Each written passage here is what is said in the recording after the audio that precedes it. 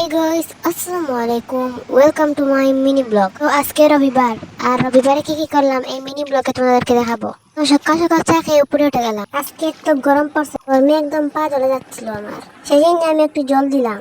আর আজকের ওয়েদারটা শুধু দেখো। উপর থেকে নেমে এসে দেখি 9:31 বেজে গেছে। তো আজকে ভাবলাম বিরিয়ানি বানাবো, আর এই মাংসগুলো দিয়ে বানাবো। তো প্রথমে পেঁয়াজ, আলু, টমেটো কেটে নেব।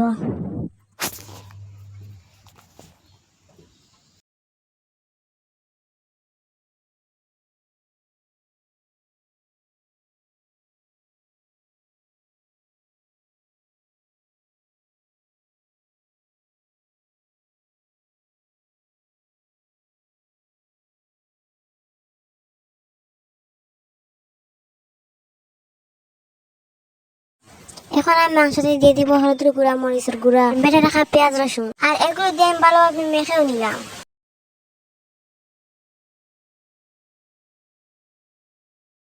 তো ভালোভাবে মাখার পর আমি একটা কড়াইতে তেল দিয়ে দিলাম। এখন পেঁয়াজ আর টমেটো একসাথে ভেজে নেব।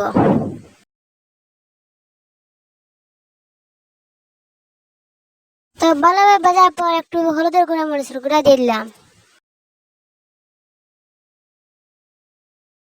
আবার নাড়াচাড়া করে মাংসগুলো দিয়ে দিলাম।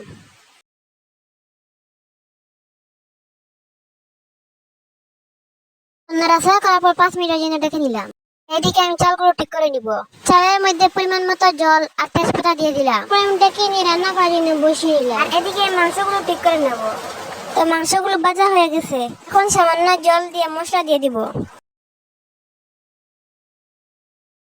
বিরিয়ানিতে যে যে মশলাগুলো লাগে সব দিয়ে দিলাম, দিয়ে একটু নাড়াচাড়া করে নিলাম। তারপর ঢাকনা দিয়ে 10 মিনিটের জন্য ঢেকে নিলাম।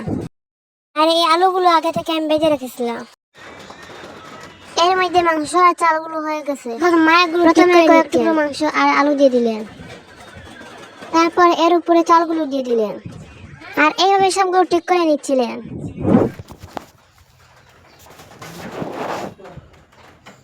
আর এগুলো ভালোভাবে ঠিক করার পর দেখো কত সুন্দর লাগে। আর এখন আমি 15 মিনিটের জন্য ঢেকে নেব। তো 15 মিনিট পর আমি নামিয়ে নিলাম। আর এখানে আমি পেঁয়াজের বেরেস্তা দিচ্ছিলাম। এদিকে লেবু, পেঁয়াজ আর টমেটো নিয়ে নিলাম। আর এখানে মা সবাইকে প্লেটের মধ্যে দিয়ে দিলেন।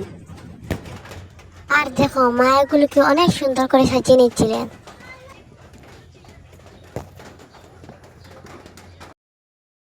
আর আমি এখান থেকে আমার প্লেটটা নিয়ে চলে এলাম। তো ফাইনালি আমি খেতে বসে গেলাম। আর খেতে অসাধারণ হয়েছিল, সঙ্গে পেঁয়াজটি খেতে অনেক ভালো লাগছিল। আর এই মাংসগুলো অনেক ভালো হয়েছে।